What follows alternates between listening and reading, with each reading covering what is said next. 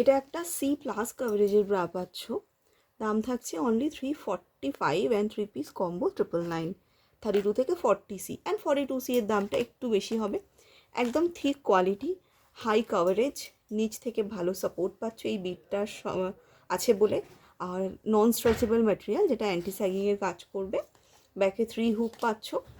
ওকে, ভীষণ premium quality কিন্তু এই প্রোডাক্টটা, দেখে নাও।